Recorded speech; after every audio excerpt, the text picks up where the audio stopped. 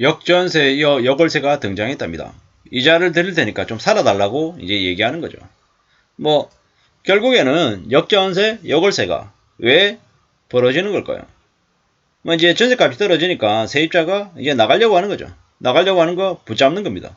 왜? 나가면 어차피 낮은 전세가로 세입자를 들여야 되는데 세입자를 못 들이거나 또 아니면 전세가가 더 내려가면 이제 그 때문에 충격이 큰 거죠. 그렇기 때문에 어쩔 수 없이 그 세입자에게 그 내려간 전세금 금액만큼을 대신 이자로 쳐서 이렇게 주는 거죠.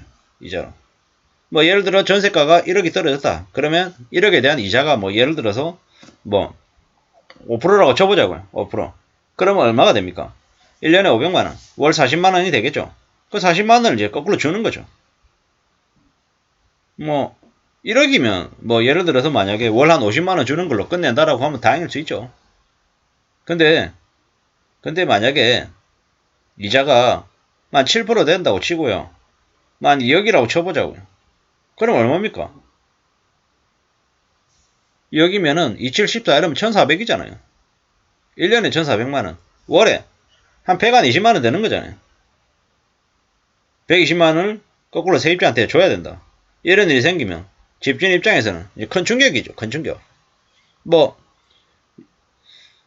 이런 일이 생기면 이제 난리가 나는 거죠. 난리가. 뭐 이제 경기 침체 때문에 부동산 이제 경기도 안 좋아지는 거죠. 매매 가격도 내려가고 전세 가격도 내려가고 뭐 집주인들이 이제 힘들어지는 거죠. 뭐 이제 역전세 난만 생기는 게 아니라 이제 집주인 입장에서 이제 월세를 돌려주는 역월세까지 이제 나는 거죠. 이제 집주인하고 세입자의 처지가 바뀌는 거죠. 뭐 이제 누군가가 집이 없어가지고 전세만 이제 집을 옮기면서 살아야 돼요. 그래서 힘들어요. 이러니까 뭐라 그러냐면 얼마나 행복한 줄 아느냐고. 집을 옮겨 다닐 수 있다라는 게.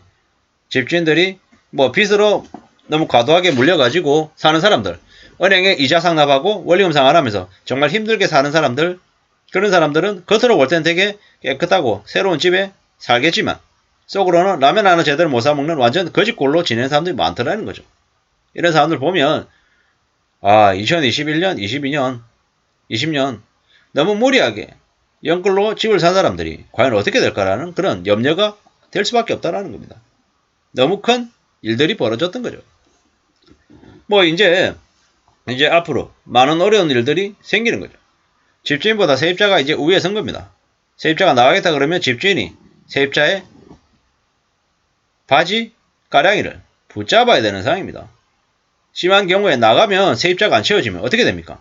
비는 거죠. 비면은 이제 집주인 입장에서는 더 이제 상황이 안 좋아지는 거죠. 뭐 이제 전세 만기 때 세입자가 전세 깎아달라고 얘기하면 뭐 이제 힘든 거죠. 지금이야 그나마 월세가 금리가 좀 낮기 때문에 1억 낮춰준다고 1억 상당의 금액을 뭐 이자로 환산해가지고 하면은 뭐 2, 30만원, 30만원 좀 내겠지만 나중에 시간 지나면 어떻게 되겠습니까? 50만원, 60만원 낸다라는 거죠. 그리고 1억 정도라고 하면 참 다행이지만 이 금액이 크면 어떻게 됩니까? 충격이 되겠죠. 뭐 어떤 세입자들은 뭐 기존에 계약했던 전세금하고 지금의 전세금 시세 차익에 대해서 이자를 일시불로 내놔라고 얘기하는 사람도 있답니다. 그럼 세입자가 집주인이 어떻게 하겠습니까? 어쩔 수 없이 그렇게 하자고 얘기할 수도 있겠다라는 거죠. 근데 이게 뭐 이런 거죠. 최근에 몇 년 사이에 집값이 급등하면서 온갖 대출로 끌어모아서 주택을 산 사람들은 이제 억 단위의 전세금을 돌려줄 여력이 없대요. 그래서 이제 이러한 방법들 얘기하는 거. 세입자 입장에서도 부동산 중개비, 이자 비용 등을 감안하면 뭐 매달 월세를 받고 계속 거주하는 것도 나쁠 게 없다라는 입장입니다.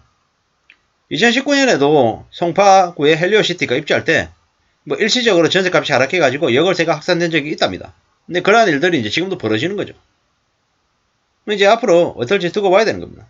세종시 같은 경우에 9월 5일까지 전세가가 10%가량 떨어졌답니다. 대구도 한 6% 정도 떨어졌고요. 뭐 대구 같은 경우에는 뭐 수성구의 아파트가 30평대 아파트가 6억까지 올랐는데 지금은 3억 중반까지 떨어졌답니다. 뭐 어떻게 될까요 이러면? 뭐 한 3억가량, 한 2억가량의 뭐 역전세 금액, 이게 해당되는 금액을 월세로 환산해가지고 세입자한테 줘야 되는 경우가 생기겠죠. 뭐 전세값이 급락한 지방 대도시에서 목돈 마련이 어려운 집주인들이 종종 월세로 돌려주는 경우가 발생한답니다. 뭐 이제 시간이 지날수록 뭐 경기도 지역도 수도권 지역도 역월세 현상이 퍼질 가능성이 크답니다. 뭐 이것 또한 집주인이 만약에 안정적인, 그러니까는 뭐 대기업이든 아니면 공기업이든 다니는 사람인 경우에가 이 역월세가 역전세가 가능한 거지. 아닌 경우에 어떻게 됩니까? 집주인이 잠적하거나 배째버리면 세입자만 힘들어지는 거죠. 이런 상황이기 때문에 함부로 전세 들어가는 걸 꺼리는 거죠. 그러다 보니까 전세보다는 반전세보다는 월세의 임차인이 늘어나는 거죠. 늘어나는 거라고 봐야 되는 거죠. 점점 더 사람들이 뭐 부동산 거래 관련해서도 두려움을 느끼기도 하고 불신을 갖기도 하는 거죠. 왜냐? 잘못했다가는 큰일을 겪으니까요. 참 무서운 세상입니다. 언제 어떻게 또 상황들이 또 바뀔지 모릅니다. 뭐 집주인이 집을 처분해도 전세금을 돌려받지 못할 위험에 처한 깡통 전세도 늘고 있다는 게 겁나는 일인 거죠.